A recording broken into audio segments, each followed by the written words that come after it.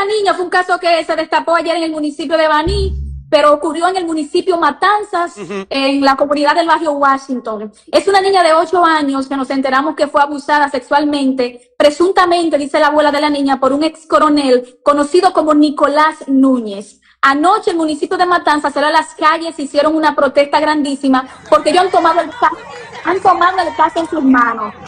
Dicen que los niños no pueden ser tocados. Hay una foto del ex coronel que supuestamente, hasta que no se verifique es él, los ciudadanos haitianos se han levantado a una protesta y el ex coronel está prófugo de la justicia. Está prófugo. Un coronel prófugo de la justicia. El caso es que se le acusa de una violación, señores. Pónganme atención. El asunto está adquiriendo unos ribetes ya más allá de una simple preocupación social. Messieurs, dames, la société comment est, vraiment senti content pour me capable trouver en face appareil ici là, jeudi 5 février 2026 là. Objectif là pas changé, c'est pour me capable informer. Messieurs, dames, la société gagné yon l'autre cas là en République Dominicaine côté yon mineur ou bien yon fillette entre 7 à 8 l'année qui subit un viol en bas main yon colonel dominicain. Pendant nous saute passé presque fin année à voyer monter yon cas qui consternait tout le monde en République Dominicaine et à l'échelle internationale tout qui c'est cas Stéphora Joseph là. Eh bien, en commencement, année ça tout, et, eh bien, fillette ça, Livine, tombée en bas violation, ex-colonel dominicain ça.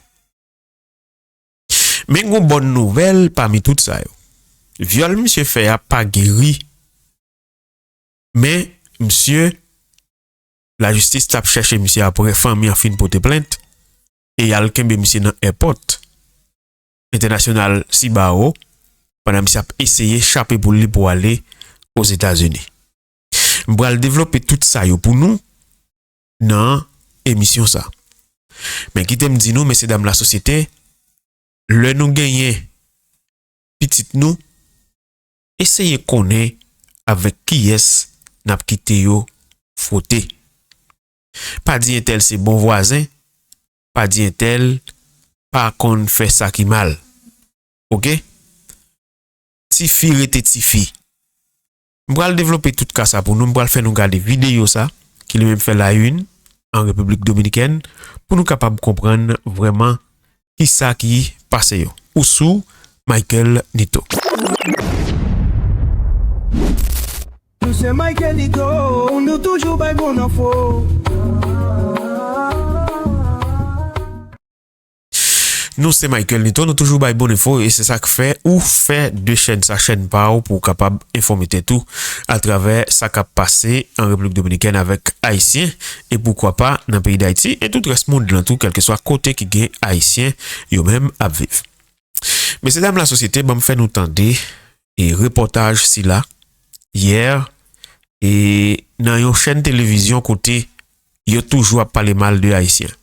Mais plus que son violation soutifie, yo obligé prendre la queue et pas qu'à couvrir. Chaîne télévision ça yo toujours à bas Santiago Riverong parole pour venir dénigrer haïtien.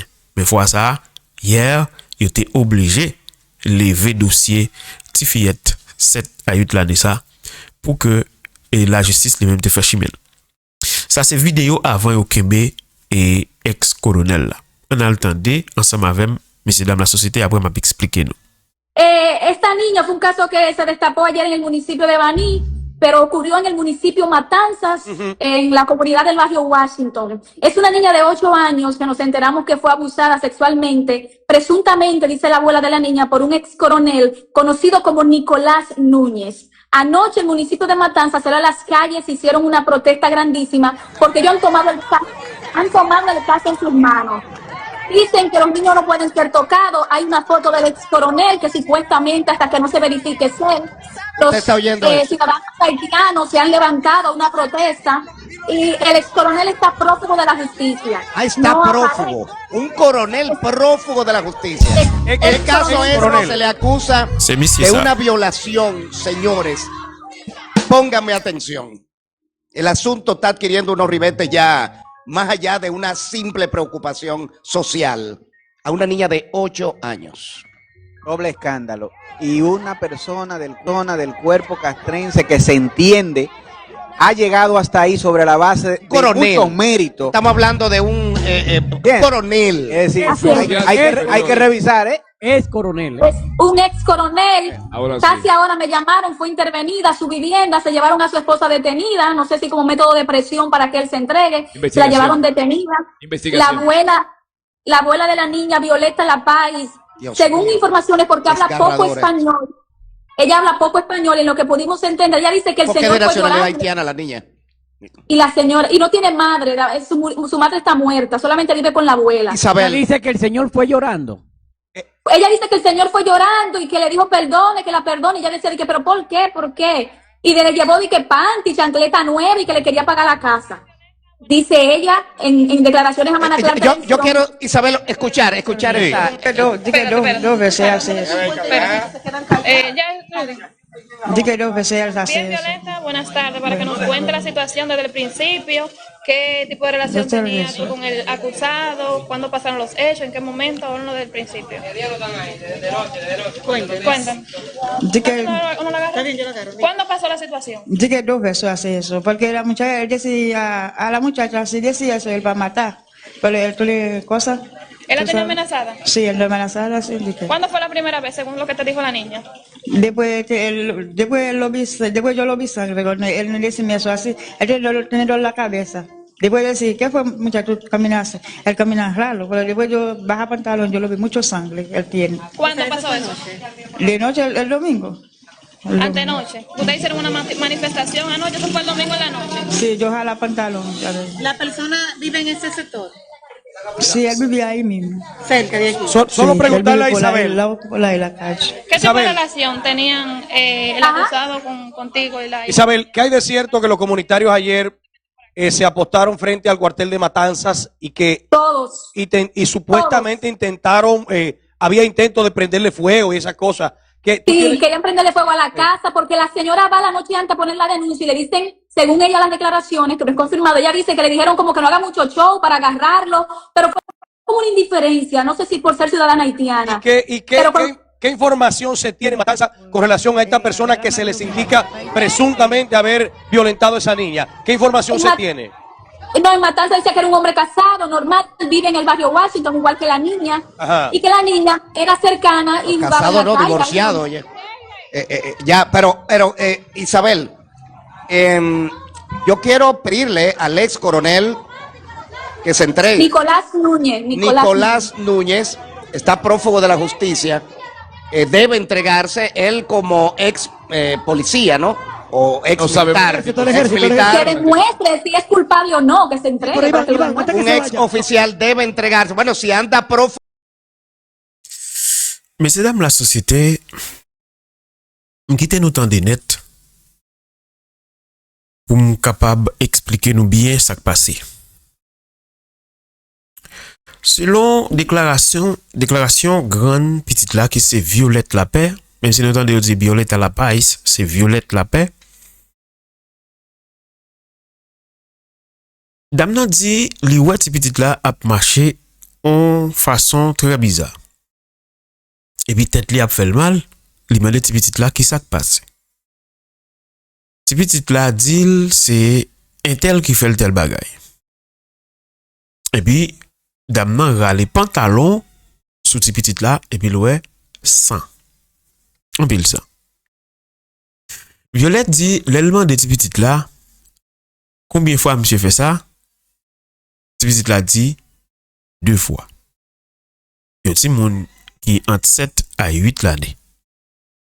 Mais ex-colonel ça, sous quartier côté monsieur a vivre là dans barrio Washington, tout le monde dit monsieur c'est un bon monde. Mais monsieur était toujours gagné 6 yeux pour miner. Pas comprendre comment nous remarquer que un malade mental, c'est seulement minel fixé pour n'a témoigner comment il était bon monde. Si monde pas doit toucher, dans quelle que soit circonstance. Résultat, que ti petit la pa gen maman la vive avec grand ni seulement. Et des fois, nous connaissons qu'on a une négligence par rapport avec activité grand moun yo faut que yo mène activité pour yo vivre. Et ça vient la cause monsieur joue un temps pour faire ça le faire sous ti mineur. Mais selon témoignage grand nan, monsieur allé la caille la crier. Monsieur offre grand nan pour payer caille pour lui. L'hypothétique sandal neuf pour ti moun nan l'hypothétique kilote etc. Là essayer adouci grand moun nan pour grand moun nan pas faire bruit. Eh bien Violette al porter plainte dans yon nan kwartel dans zone. Yo traité Violette avec yon indifférence, c'est ça journaliste l'a dit. Il dit pas connaît si c'est parce que yo c'est yon haïtienne. Mais yo pas prend cas. Grand nan Jean ta dû prendre cas n'importe moun qui a porter plainte pour violation contre mineur. Et puis monsieur Laguepiel. Pendant monsieur Laguepiel, la police a cherché monsieur tant couché fou, pas de monde qui connaît côté monsieur fait. La police a allé au prend la caille monsieur, yo arrêté. Bon, nous qu'a dit ex madame malgré dame nan t'a vivre avec monsieur, mais elle divorcé. Yo prend dame nan à lavel, non pas connaît si c'est pour bailler pression pour monsieur capable remettre tête li. Eh bien mauvaise chance pour monsieur. Monsieur a essayé, nous nous son ex-colonel, nous pas connaître si c'est dans l'armée, si c'est dans la police, mais son ex-colonel de 60 ans. Monsieur Nicolas Nunez. Eh bien, il a annoncé nous que, selon plusieurs journaux, que il a arrêté ex-colonel là, pendant monsieur t'a essayé courir pour aller les États-Unis. Article qui parlait des arrestations monsieur a mais le vem là, il dit que la police nationale avec bureau procureur public là grâce à une gros coopération entre institutions yo empêcher un homme yo t'a cherché pour peut-être soi-disant participation li nan abus sexuel sur yon ti fi 7 l'année dans communauté Matanza dans province Perabia que monsieur t'a pral entrer États-Unis. Yo empêché ça arriver. Eh bien yo identifié moun sa yo té arrêté à comme Nicolas Nunez, ex-colonel m't'a dit nou ki gen 60 l'année ya. Yon officier la police haut gradé qui te prend retraite qui te gen yon mandat arrestation contre lui pour plainte officielle qui famille ti fi sa est déposé pour lui.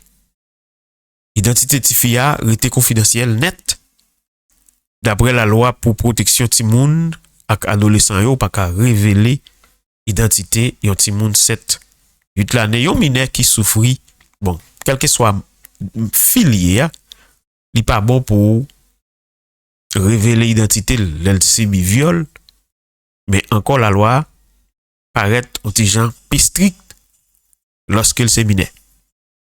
Eh bien, selon rapport préliminaire, département spécialisé pour attention sous femme avec violence domestique, Gesigli Deyamvi, accusé à essayé échapper en bas la justice, l'élite montée dans un vol dans l'aéroport international Cibao dans Santiago. A dit, monsieur sorti Gissan Obani, monsieur couri machine, monsieur vin prendre avion dans Santiago pour le capable échapper pour lui. Eh bien, yo arrêté monsieur grâce à coordination entre agence de sécurité dans la République dominicaine et États-Unis. Et lorsque en République dominicaine yo mette avis de recherche de yo, premier ça a fait yo alerter Interpol. OK? Et c'est ça qui fait yo kembe monsieur comme ça pendant monsieur après aborder avion li. Yo te déposé plainte là dans date 1er février pour monsieur. Les ça yo te activé un protocole correspondant groupe travail conjoint ayant immédiatement avec participation agent qui sorti dans le département logement et développement IBEN DMV avec représentant bureau procureur public là qui est spécialisé dans les affaires timoun ak adolescent. Mineya a recevoir soin dans un centre médical dans Bani. Côté yo internel comme un patient urgence qui recevoir assistance médicale spécialisée et puis qui subi une opération tout. Pronostic l'irrité confidentiel tout pour connaître évolution et santé li. Pendant enquête là, yo joué un témoignage dans une famille proche victime nan qui te identifié un homme yo connaît sous nom El Colonel comme soi-disant agresseur. Il décrit un modèle répété pour le reprocher et puis manipuler mineur. Messieurs dames la société,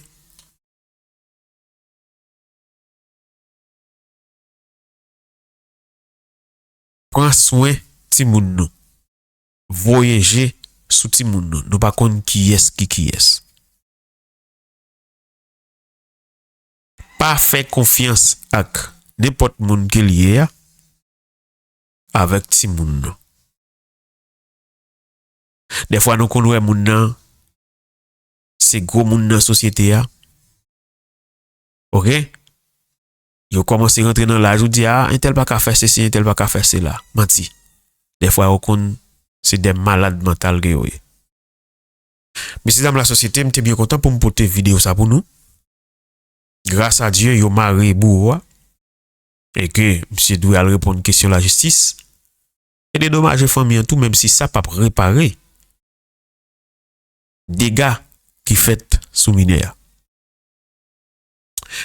T'es bien content avec nous. Nous cassons rendez-vous pour prochaine vidéo avec Michael Nito remet nous en pile. À la prochaine.